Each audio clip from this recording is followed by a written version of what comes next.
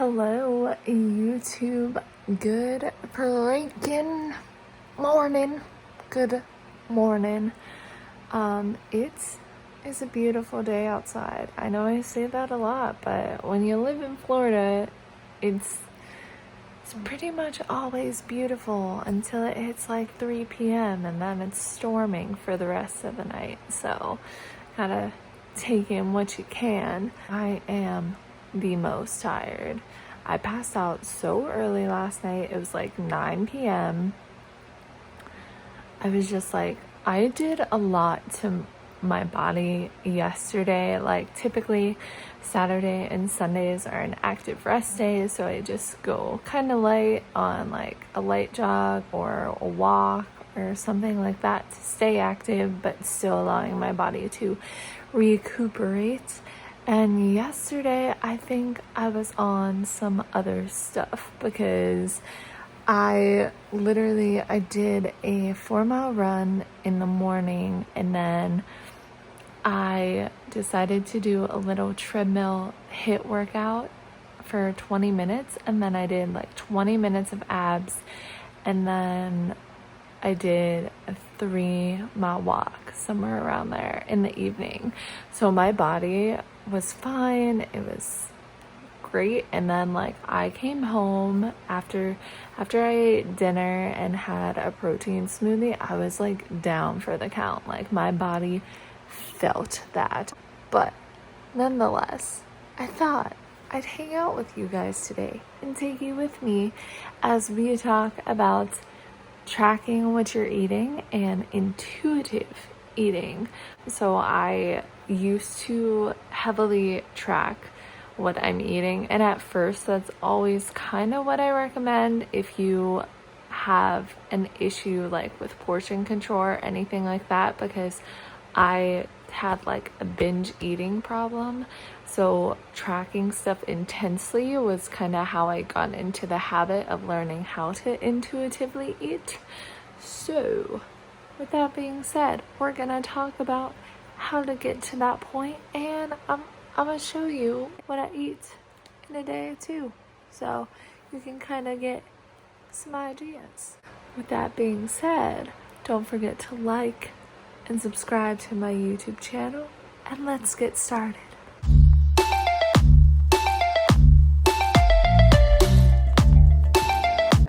So I kind of laid back down. I always do that. I always do my morning routine of like gratitude and everything, and then I'll be like, okay, you get 10 minutes on TikTok, and then just lay here before getting ready for like the gym or a walk or whatever the case may be. So if I go MIA like between my morning routine and a walk or whatever, it is always because I'm just scrolling on TikTok. Okay guys, I got up and I made my bed.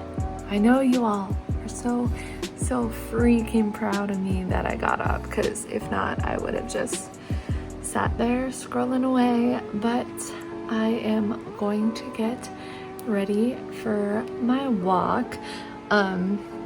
In case you guys didn't know, or if you watched my other videos, you may know I do intermittent fast. So I don't start eating until 10 or 11 usually, and then I stop eating around 7 or 8 at night. So we're not going to be eating until after my little walk, which I don't know how long this walk will be. Probably just like a little 2-mile walk, because your girl is hurting.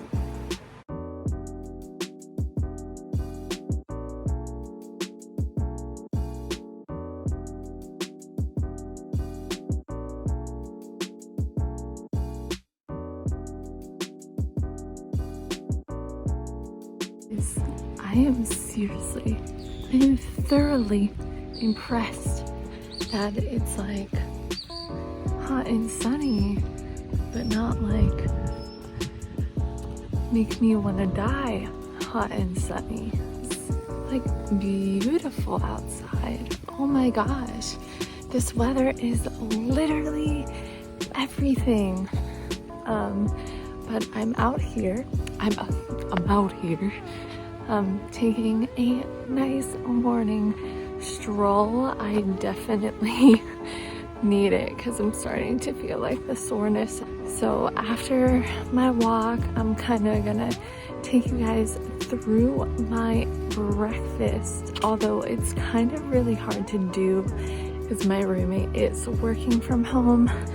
But the biggest thing is tracking calories and tracking what you're eating. There are definitely two sides of it, and one, it can be really good, really beneficial, but for two, I think it becomes more of like an obsession. That's how I was when I was very restrictive on myself. I was obsessed with counting out every little thing I ate. Everything. Like, I mean, even trail mix, I would count out like all the nuts and everything. So I think it can become very obsessive tracking calories. I do think it's a great tool if you are learning how to properly portion out everything.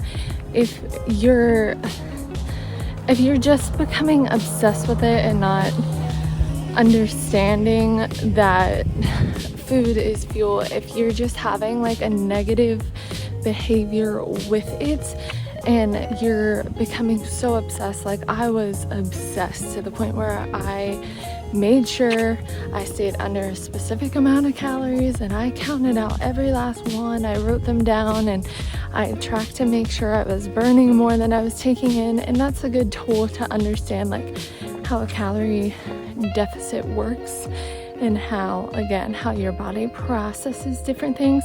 But I do think tracking so intensely can have some negative effects. Like you may feel way worse for eating more than you should have to be in your calorie deficit, or you may not eat certain food groups because you're so worried about staying within your calorie range. And I think that's where people started realizing it's not just the calories, it's the proteins, the carbs, the fats, and that's why people started tracking macros, because it's a more accurate representation of all the food groups that the body truly needs to function at its best self. Like I said before, tracking calories so intensely helped bug.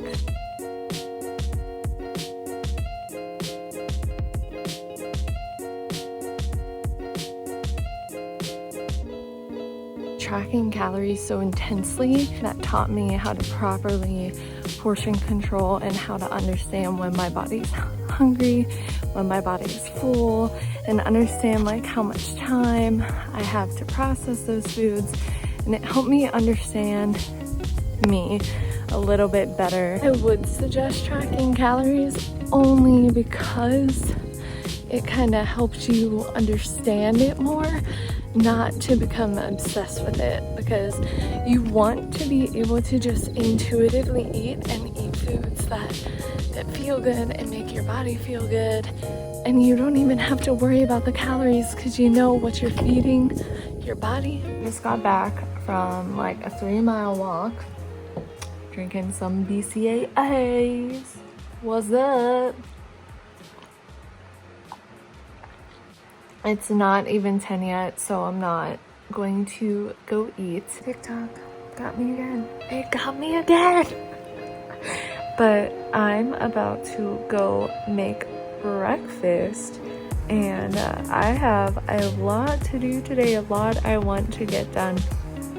But another thing with intuitive eating is just the fact that with intuitive eating, you are starting to become mindful of the foods you are putting into your body. It's not just necessarily eating clean all the time, because you know there are days where I want a burger, a veggie burger, because I'm vegan, don't at me, But I treat myself to a burger because it's what I want, but I'm mindful of my eating. Having a binge eating disorder, I would scarf down my food so quickly, so my body didn't have the time to process exactly what I ate, so then I immediately just ate more on top of that because I didn't let it sit in my body and my body process it and be like, hey, you're full. Instead, my body was like, no, eat more. With intuitive eating, it is really being self-aware and mindful of what you are putting into your body.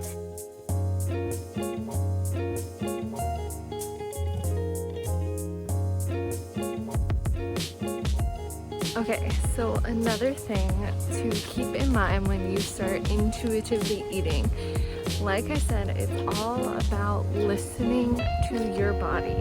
So I'm hungry right now. That means I'm going to eat. Because there are standards around what time you eat breakfast, what time you eat lunch, what time you eat dinner. These are standards that have been shown to us basically for forever. Like lunch is around noon or 1, and I'm very for making sure you are eating enough throughout the day, but honestly I usually eat breakfast, sometimes a midday snack, then dinner, and then a night snack. I don't really eat lunch. I don't put emphasis on it. It's because my body is not hungry and I choose to eat when my body tells me I'm hungry. Okay, sometimes I'm legit the actual worst at recording things and like I forgot, but I am including a little ab circuit because I forgot to mention that I was including a little ab circuit. So without further ado, here's a little ab circuit. My feelings can't explain why after all this time you stay on my mind.